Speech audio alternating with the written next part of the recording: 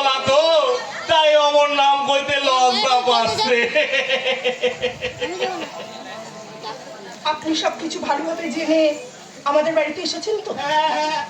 আমিও আরে সবকিছু ভালো করে বুঝে আছি। আমার প্রশ্নের উত্তরগুলো উনি দিলেই ভালো হয়। আরে কেন দিবে নাই কও না, কও। আচ্ছা, আপনি যে সত্যি সত্যি নিরক্ষর তা আমরা কেমন করে প্রমাণ পাবো? সবকিছু তো প্রমাণ হয় না ম্যাম স্যার।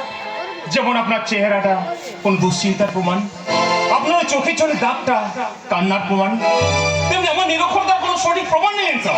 সেটা আমার চোখ, মুখ আর চেহারার রং দেখে আপনাকে বুঝিয়ে নিতে হবে। রং দিয়ে কিন্তু সবকিছু চেনা যায় না। যাই ম্যাম স্যার, যাই। সূর্যের একটা রং দেখে যেমন চেনা যায় সকালকে, তেমনি সূর্যের অন্য রং দেখে চেনা যায় সন্ধ্যাকে।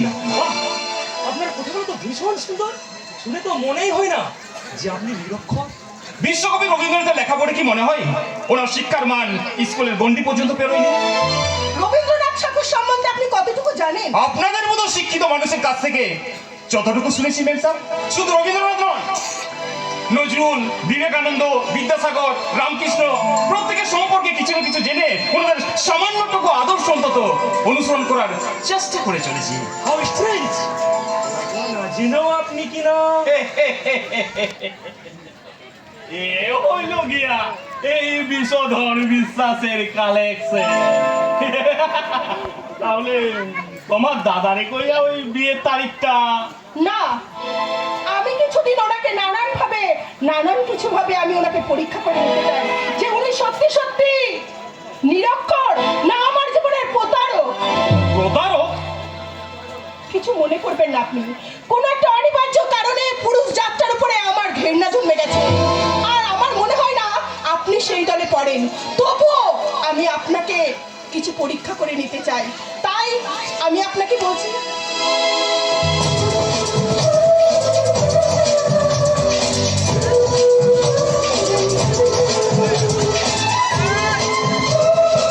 আপনার নামটা আমার ভালো লাগেনি, তাই আপনি আমাদের বাড়ির অতিথি। আপনাকে আজকে থেকে আমি অতিথি বলেই ডাকবো।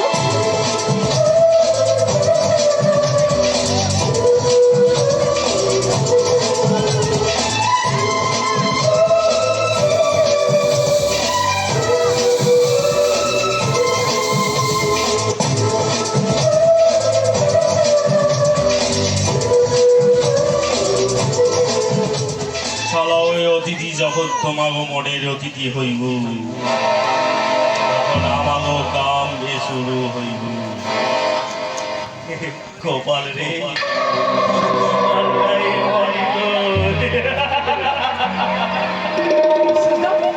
তাহলে অতিথিকে নিয়ে আমি এখন বাড়ির ভিতরে যাই।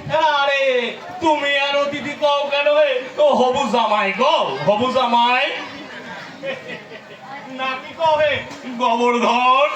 না বিশ্বাস না, ওই নামটা আপনি আর উচ্চারণ করবেন না।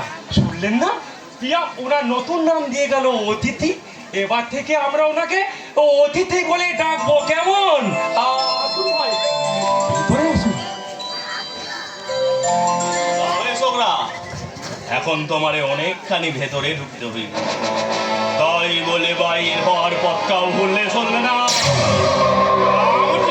কত ভয় করছে! আরে ভয়? কিসের ভয়? না মানে মেয়েটা যদি আমি সত্যি সত্যি বিয়ে করতে চাই। আরে বিয়ে করতে চান কি হে? আমাকে মনে হয় তো ওই মাইয়াটারে তোমারে বিয়ে করাই সারু। সর্বনাশ! তোমাকে সর্বনাশ না হইলে আমাকে কসমস আসবে কেমনে? কি বললেন? এই শোনো হে ছোকরা, ওই মাইয়াটারে আপাতত ভালোবাসার আশ জাগাইতে হইব, তারপরে আপাতত তুমি ভেতরে বিশ্রাম করো। যাও, পরে কথায় কি করতে হইব তা আমি সব তোমায় পরে বলে দেবো। যাও যাও, এখন ভেতরে যাও।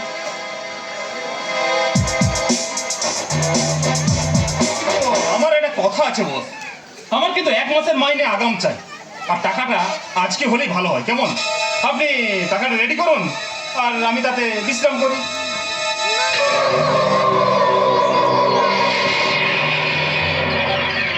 লাউ ঠেলা, এই যে দেখতাছি শালা আমাগো চাইতো বড় সিটি শালা কাম করার আগেই মাইনা চাই। সবারই ভাবেছিলাম অনেকখানি বোকা, এখন দেখতাছি সালাগো কিছু কম না। তবে আমারও কোনো চিন্তা নাই, অগ্নির খনি তো আমাগো হাতের মোটায়, শুধু হাতটা বাড়ালেই মোটাটা অমনি অমনি ভর্তি হইয়া যাইব।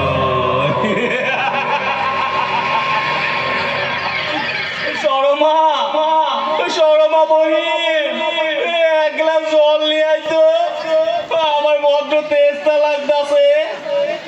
ওর শালিক যখন আমাগো স্ত্রী ছিল, তোর হাতের শরবতটাও আমার কাছে জল মনে হইতো।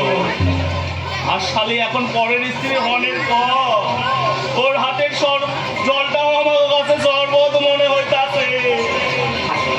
আসলে পরের স্ত্রী হইল গিয়ে আমার কাছে পুরুষের মধ্যে একেবারে তার স্ত্রী। এখন থেকে কিছু চাইলে মহাদেবকে চাইবে। কেন? ও আমাগো পার্বতী থাকতে আমি অন্যের কাছে চাইতে যাব কেন শান্তি? চুপ! ও নামে তুমি আমাকে